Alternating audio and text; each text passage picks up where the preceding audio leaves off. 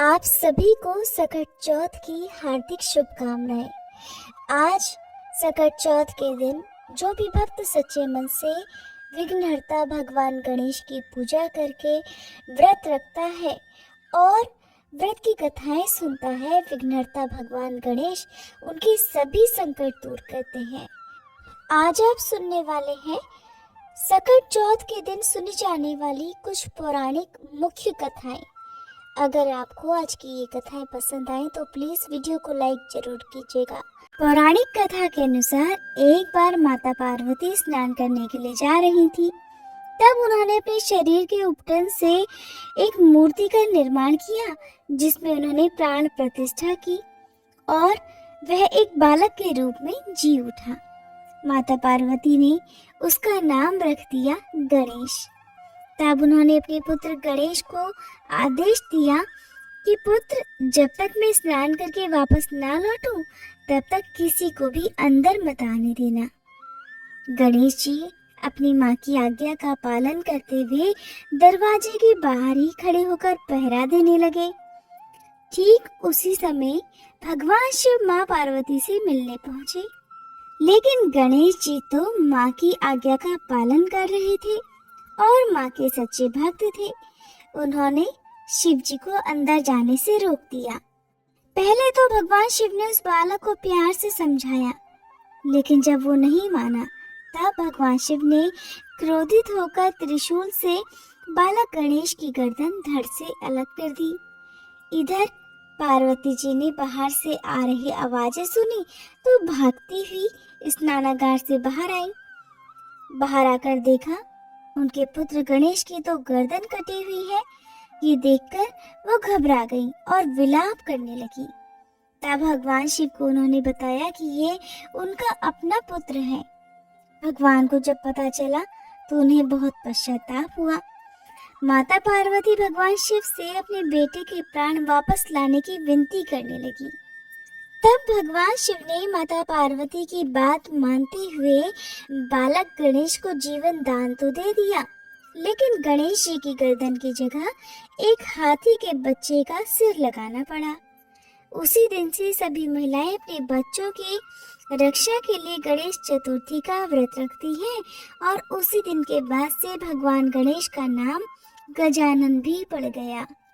संकष्टी चतुर्थी की दूसरी कथा मिट्टी के बर्तन बनाने वाले कुम्हार से जुड़ी हुई है। इस कथा के अनुसार एक बार एक राज्य में एक कुम्हार रहता था। एक दिन वह मिट्टी के बर्तन पकाने के लिए आवा लगा रहा था। आवा कहते हैं मिट्टी के बर्तन पकाने के लिए आग जलाने को। उसने आवा तो लगा दिया, लेकिन उसमें मिट्टी के बर्तन पके नहीं। कुम्हार बार बार प्रयास करता रहा, लेकिन मिट्टी के बर्तन हर बार कच्चे ही रह जाते। ये देखकर कुम्हार बहुत परेशान हो गया। वो राजा के पास गया।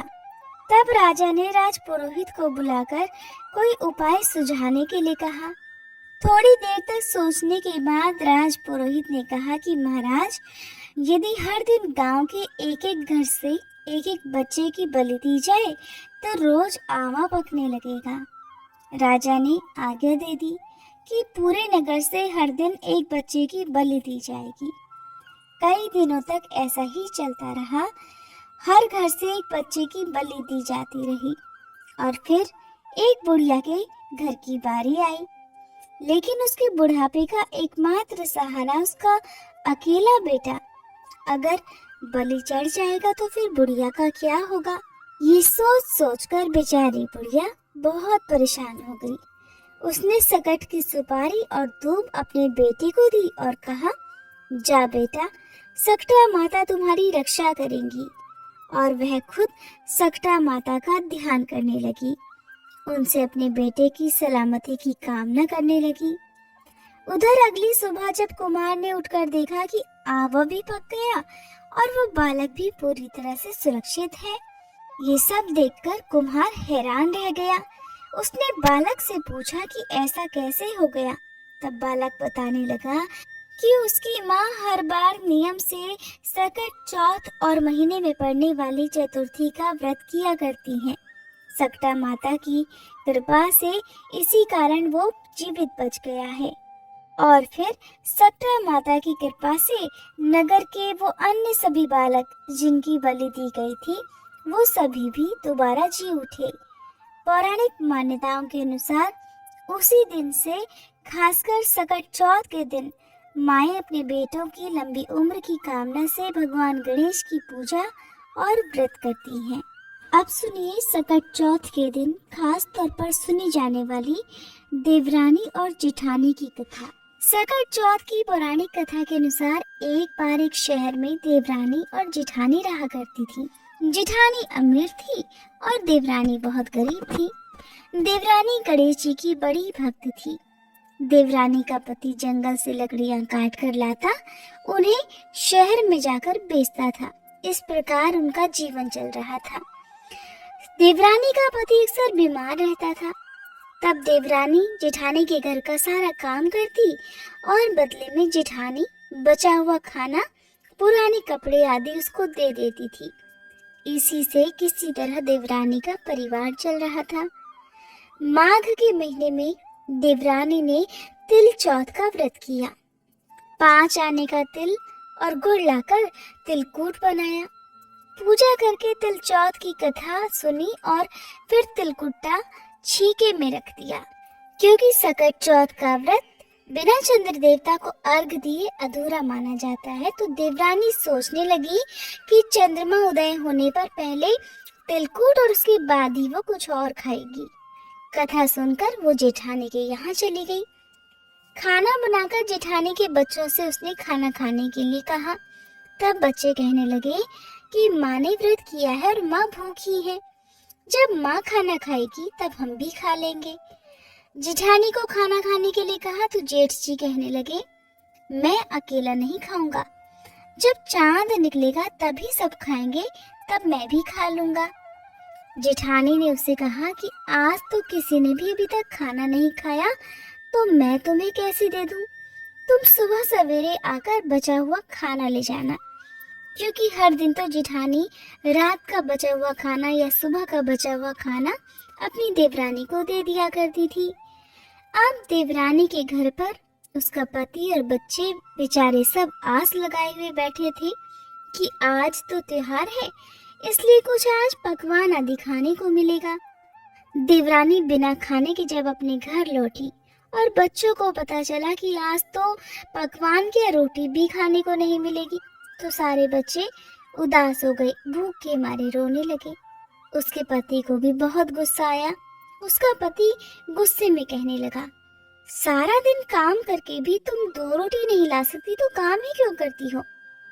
पति ने गुस्से में आकर पत्नी को कपड़े धोने के धोवने से मारा।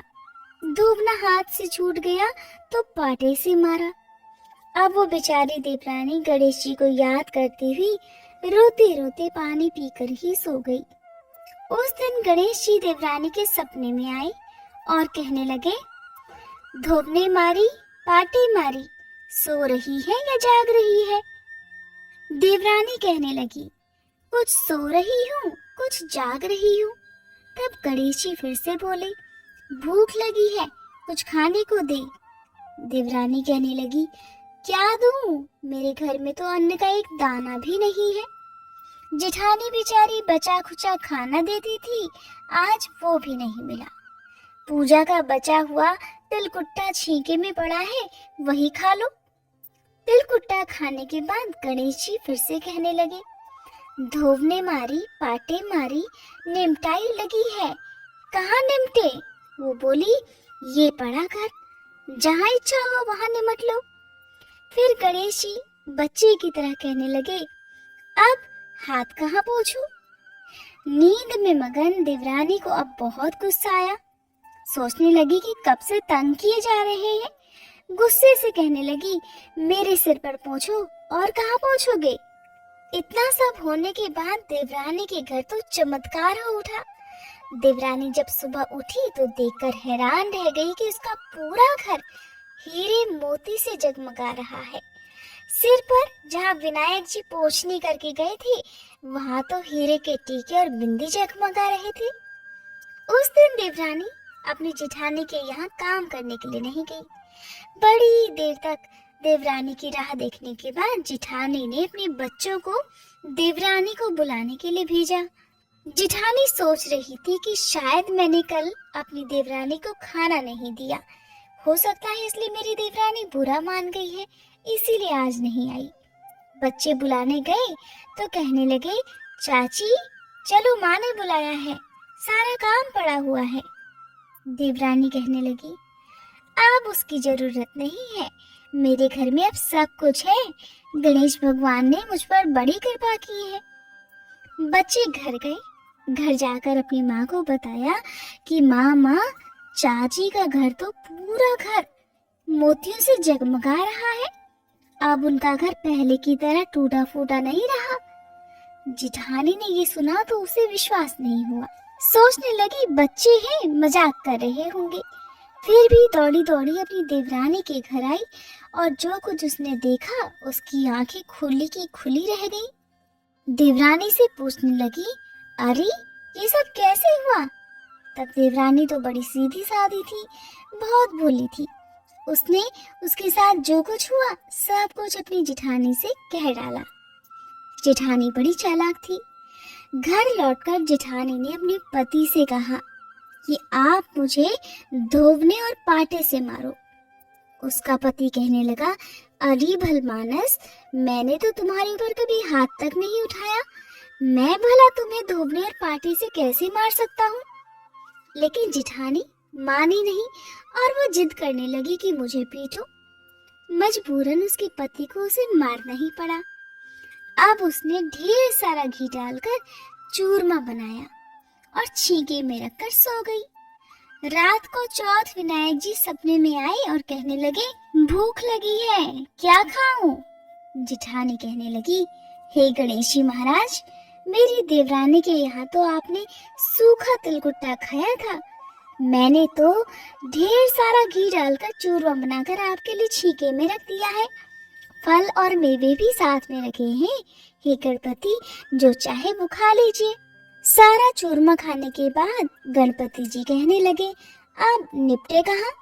तो जिठानी कहने लगी, उसके यहाँ तो टूटी फूटी झोपड़ी थी, मेरे यहाँ तो कंचन के महल हैं, जहाँ चाहो निपट लो। तब गणेश जी ने पूछा, अच्छा ठीक है, अब बताओ मैं पहुँचूं कहाँ? जिठानी कहने लगी, मेरे माथे पर बड़ी सी बिंदी लगाकर पहुँच लो। जिठानी तो बहुत चालाक थी और उसके मन में धन का लालच भी था। धन की लालची जिठानी सुबह सुबह बड़ी जल्दी उठ गई। सोचने लगी कि आज तो मेरा घर हीरे जवाहरात से भर चुका होगा और मैं तो देवरानी से ज्यादा अमीर बन जाऊंगी। लेकिन जब सुबह उठी तो उसने देखा हीरे मोती की जगह उसके घर में तो गंदगी फैली हुई थी और बड़ी तेज बदबू आ रही थी। उसके सिर पर भी बड़ी सी बिंदी की जगह गंदगी लगी हुई थी। तब उसने कहा, हे गणेश जी महाराज, ये आपने क्या कर दिया? मुझसे रूठे और देवरानी पर टूटे। जिठानी बहुत दुखी हो गई, उसे गुस्सा भी आ रहा था। जिठानी ने किसी तरह अपने घर की सफाई करने की कोशिश की, लेकिन गंदगी तो और ज्यादा फैलती चली गई। उधर जिठानी के पति को जब मालूम पड़ा तो वो भी बहुत गुस्सा हुआ और कहने लगा, तेरे पास तो इतना सब कुछ था, फिर भी तेरा मन नहीं भरा। जिठानी के पति ने भी उसे ताना दे दिया। परेशान होकर चौथ के गणेश जी से मदद की विनती करने लगी। तब गणेश जी ने कहा, देवरानी से जलन के कारण तूने जो कुछ किया था ना, ये उसी का फल है। अब तू अपने धन में से आधा धन उसे दे देगी, तभी ये सब गंदगी साफ होगी। जिठानी ने किसी तरह अपना आधा धन बांट दिया, किंतु मोहरों की एक हांडी चूल्हे के नीचे उसने गाड़ कर रख दी थी। उसने सोचा इसका पता तो किसी को नहीं चलेगा और उसने वो छुपाया हुआ धन बांटा नहीं। छुपाए हुए धन को छोड़कर बाकी सारा धन उसने अपनी देवरानी को आधा आधा दे दिया और फिर गणेश जी से कहने लगी, हे गणपति भगवान, अब तो अपना ये बिखराव समेट लो। तब गणपति भगवान कहने लगे, अभी नहीं, पहले चूल्हे के नीचे जो गाड़ी हुई मोहरों की हांडी है उसे भी ताक में रख दो और 2 सुई के भी 2 हिस्से कर दो। इस प्रकार गजानन ने बाल स्वरूप में आकर सुई जैसी छोटी से छोटी चीज का भी बंटवारा कर दिया और उसके बाद ही अपनी माया समेटी। माया समेटते ही जिठानी के घर जो गंदगी फैली हुई थी वो भी दूर हो गई और जिठानी को उसके लालच का सबक भी दे दिया। हे गणपति महाराज, जैसी आपने देवरानी पर कृपा की वैसी ही इस कथा को सुनने वाले सब भक्तों पर करना, किंतु जैसी सजा जिठानी को दी वैसी किसी को मत देना। बोलिए गणपति भगवान की जय। आइए सुनते हैं सकटा माता की कथा। हे सकटा माता, इस कथा को सुनने वाले सभी भक्तों की रक्षा करना। पौराणिक कथा के अनुसार किसी गांव में एक बूढ़ी माँ अपने पुत्र के साथ रहती थी, जिसका नाम था रामनाथ। उस बूढ़ी माँ का परिवार बहुत गरीब था। उसके बेटे का विवाह हो जाने के बाद रामनाथ की पत्नी रामनाथ को तरह तरह के ताने दिया करती थी। अपनी पत्नी के तानों से परेशान होकर एक दिन उसने सोचा कि मैं अब धन कमाने के लिए विदेश जाऊंगा और वहां से ढेर सारा धन कमा कर लाऊंगा, जिससे हमारी गरीबी दूर हो जाएगी। ऐसा सोचकर वो अपनी माँ का आशीर्वाद लेकर विदेश कमाने के लिए चला गया। बेटा तो परदेश कमाने के लिए चला गया, लेकिन बूढ़ी माँ की बहू ने अब उन पर ही अत्याचार करना शुरू कर दिया। वो बात बात पर उन्हें भला बुरा कहने लगी। एक दिन दुखी होकर बूढ़ी माँ कुएं के पास जाकर रोने लगी।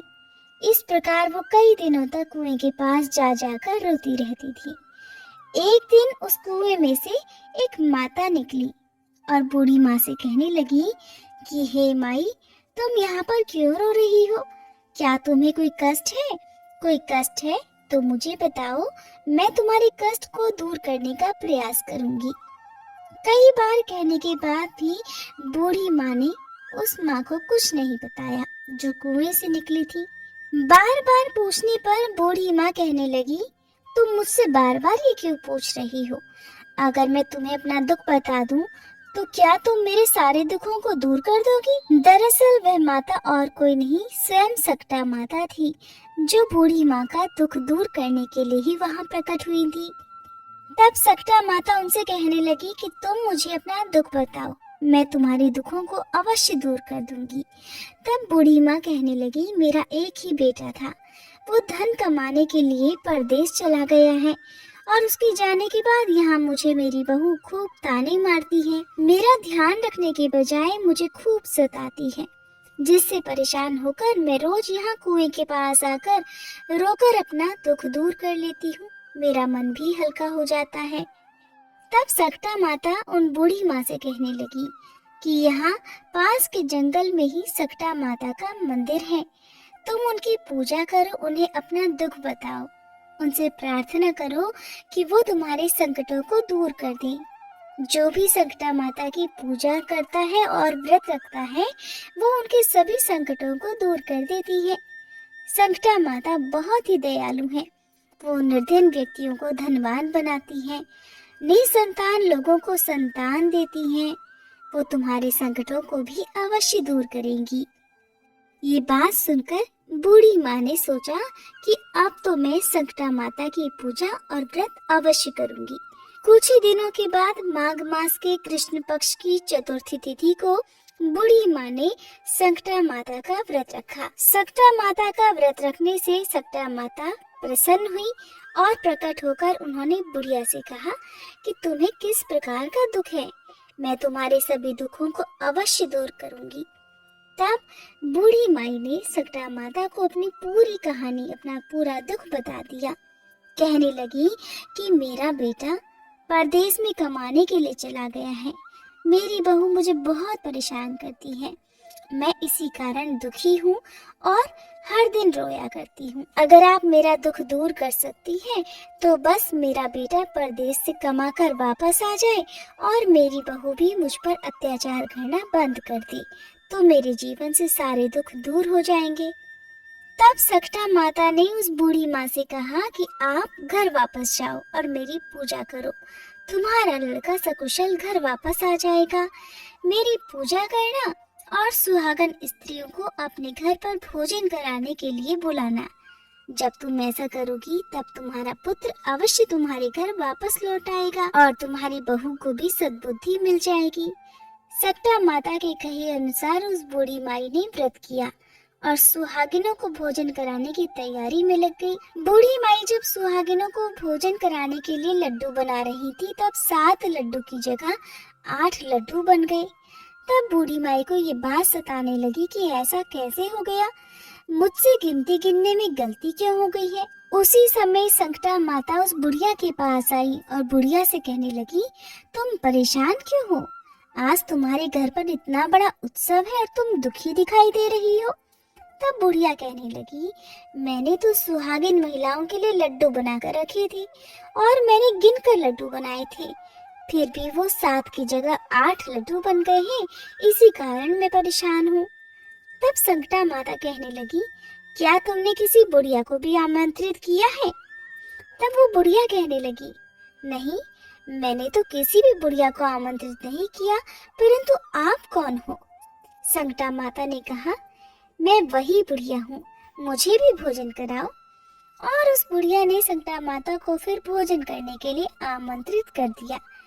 वहां पर बहुत सारी सुहागिन महिलाएं पहुंची और उनको लड्डू और मिठाई का भोजन कराया, जिससे उस बुढ़िया पर संकटा माता प्रसन्न हो गई। और फिर माता ने उसके पुत्र को ये याद दिलाया कि घर पर उसकी माता और उसकी पत्नी उसे बहुत याद कर रही हैं।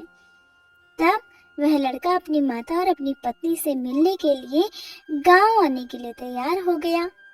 जब बुढ़िया सुहागिनों को भोजन करा रही थी तब किसी व्यक्ति ने उस बुढ़िया से कहा कि आपका बेटा आ रहा है, लेकिन बुढ़िया ने अनसुना कर दिया। कहने लगी, मैं काम कर रही हूँ और भोजन करा रही हूँ, लड़के को कह दो कि वहीं पर बैठा रहे, मैं उससे बाद में मिल लूंगी। जब उसकी बहू ने अपने पति के आने का समाचार सुना तब वो अपने पति का स्वागत करने के लिए चली गई। लड़के ने पत्नी को देखकर सोचा, मेरी पत्नी मुझसे कितना प्रेम करती है, जो मेरे आने की खबर मिलते ही मुझसे तुरंत मिलने के लिए आ पहुंची। परंतु मेरी माँ मुझसे प्रेम नहीं करती, इसलिए वो खबर मिलने के बाद भी मुझसे मिलने के लिए नहीं आई। उधर पूजा समाप्त हुई तो वह बुढ़िया अपने घर पहुंची और संकटा माता की कृपा से उस लड़के का मन अपनी पत्नी की ओर से हट गया और माँ ने लड़के से कहा कि मैं तुम्हारी घर वापसी के लिए संकटा माता का व्रत रख रही थी और मैंने उस समय सुहागिन महिलाओं को भोजन कराना था, इसलिए मैं तुम्हारे पास नहीं आ सकी। ये सुनकर वो लड़का अपनी माँ से गले लग गया और अपनी पत्नी पर नाराज होते हुए अपनी माँ से कहने लगा, माँ, अगर ये औरत यहाँ पर रहेगी तो मैं यहाँ नहीं रहूंगा। तब बूढ़ी माँ कहने लगी, मैंने बहुत कठिन व्रत करके तुम्हें प्राप्त किया है बेटा, इसलिए तुझे तो मैं नहीं छोड़ सकती, लेकिन तुम अगर अपनी पत्नी का त्याग करना चाहते हो तो कर सकती हो। फिर माँ ने अपनी बहू को घर से निकाल दिया और वो घर से निकलने के बाद एक पीपल के पेड़ के नीचे जाकर रोने लगी। जिस समय बहू पीपल के पेड़ के नीचे बैठकर रो रही थी, उसी समय वहां से एक राजा जा रहा था। राजा ने जब उसे रोते हुए देखा तो उसके पास गया और कहने लगा, तुम यहाँ पर बैठकर रो क्यों रही हो? तब उसने राजा को अपनी सारी कहानी बता दी। राजा कहने लगा, तुम दुखी मत होना, मैं आज से तुम्हें अपनी बहन मानता हूँ, चलो मेरे साथ चलो। ऐसा कहकर बहू उसके साथ चली गई। राजा ने अपनी रानी को पूरी बात बताई। तब रानी ने उसको अपनी बहन बना लिया। अब बहू राजमहल में खूब राजपाट के साथ रहने लगी। जब संकटा माता का दिन आया तब बहू ने भी व्रत रखा और सुहागिन औरतों को भोजन कराने के लिए लड्डू बनाकर रखे। उस दिन महल में और भी सुहागिन महिलाएं भोजन करने के लिए आई हुई थी। उसने रानी को भी आमंत्रित किया था। रानी ने जब देखा कि वो सूखे लड्डू खा रही है तब उसने कहा कि तुम मावा मिठाई और खीर खाने वाली स्त्री आज सूखे लड्डू क्यों खा रही हो? और रानी ने इस तरह संकटा माता का भी अपमान कर दिया था। बहू के व्रत करने से, पूजा पाठ करने से, सुहागिन महिलाओं को भोजन कराने से उसके पति को अपनी पत्नी की याद आ गई और वह अपनी पत्नी को ढूंढते ढूंढते राजमहल में पहुंच गया। राजमहल में आकर उसने अपने पति से क्षमा मांगी और उसे वापस ले जाने लगा था। तब रानी कहने लगी, तुम अपने पति के साथ जा रही हो तो चली जाओ। तब बहू उनसे कहने लगी, तुमने संकटा माता का अपमान किया है। हे रानी, जब मैंने उनका अपमान किया था तब आप ही ने मुझे सहारा दिया था। यदि आप पर किसी भी प्रकार का कोई संकट आए तो मैं आपको सहारा अवश्य दूंगी। आप सभी मेरी कुटिया में आ जाना।